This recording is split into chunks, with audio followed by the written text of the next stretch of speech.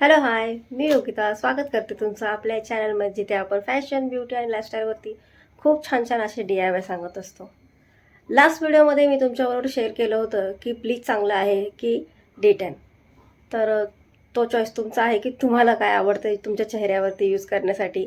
Oily स्किनसाठी bleach खरंच चांगलं असतं, पण ड्राय स्किनसाठी आणि सेन्सिटिव्ह स्किनसाठी ब्लीच किंवा D10 ही इतकं प्रिफरेबल नाही आहे, कारण स्किन खूप जास्त सेन्सिटिव्ह असते आणि त्याने इचिंग वगैरे पण होतं. पण मी माझ्या स्किनवरती D10च वापरते, त्याच्यामुळे टॅनिंग कमी होतं, केस पण ब्राऊन होत नाही आणि ते माझ्या स्किनला सूट करतं. फक्त मी ते बनवताना त्याच्यामध्ये रोज वॉटर मिक्स करते, कारण की ते डायल्यूट करून जर लावलं तर आपली स्किनवरती रॅशेस येणं किंवा इचिंग होणं थोडं कमी होतं. तर आज मी तुम्हाला दाखवते की D10 कसं करायचं आणि ते किती वेळ ठेवायचं असतं. तर चला बघूया आजचा व्हिडिओ. पण त्याआधी प्लीज आपल्या चॅनलला लाईक, शेअर आणि सबस्क्राईब करायला विसरू नका. तर चला बघूया कसं करायचं D10.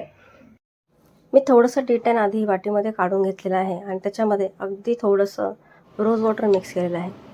रोज वॉटर मिक्स केल्यामुळे इचिंग कमी होते. माझी स्किन ड्राय आहे. ज्यांची स्किन ड्राय असेल त्यांनी रोज वॉटर टाकून घ्यावं आणि मिक्स करून छानपैकी चेहऱ्यावरती ॲप्लिकेशन करून घ्यावं ब्रशच्या साहाय्याने.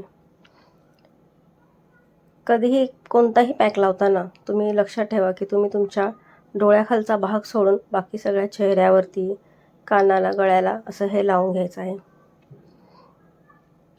D10मुळे आपली टॅनिंग रिमूव्ह होतं, तसंच आपलं डेड स्किन जी आलेली आहे तीही रिमूव्ह होऊन जाते. त्याच्यामुळे खूप छान असा इफेक्ट मिळतो आणि तोही अगदी 15 मिनटामध्ये. फेशियल करण्याचीही गरज पडत नाही. जर तुम्हाला कुठे बाहेर जायचं असेल तर हा मस्तपैकी पॅक लावायचा आणि 15 मिनटांनी चेहरा आपला धुवून घ्यायचा. धुतल्यानंतरच तुम्हाला इतका छान असा इफेक्ट त्याच्यावर चेहऱ्यावरती मिळेल आणि तुम्हाला फेशियल वगैरे काही करण्याची गरज लागणार नाही.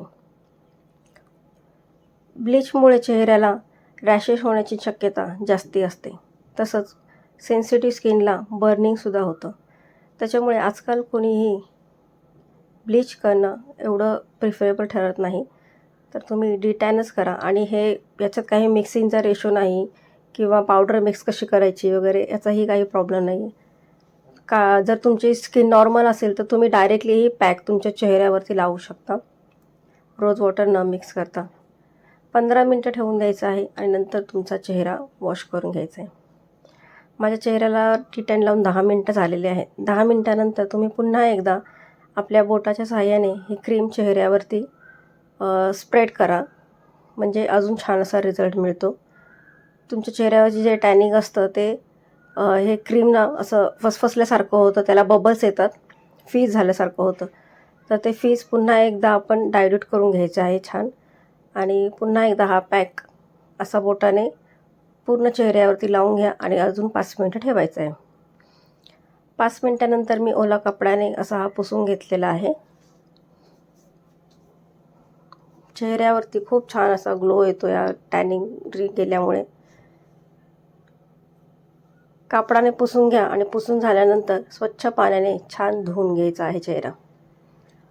तुमच्या चेहऱ्यावरचं टॅनिंग खूप छान प्रकारे निघून जातं आणि जर कोणाला इचिंग वगैरे होत असेलच तर तुम्ही बर्फाने त्याच्यावरती हे करून घ्या, मसाज करून घ्या.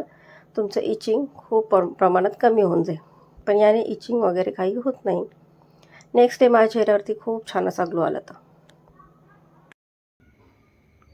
तर पाहिलं ना किती इझी मेथड आहे. अगदी फक्त 15 मिनटामध्ये हे काम होऊन जातं आणि इचिंग, रॅशेस असं काही होत नाही.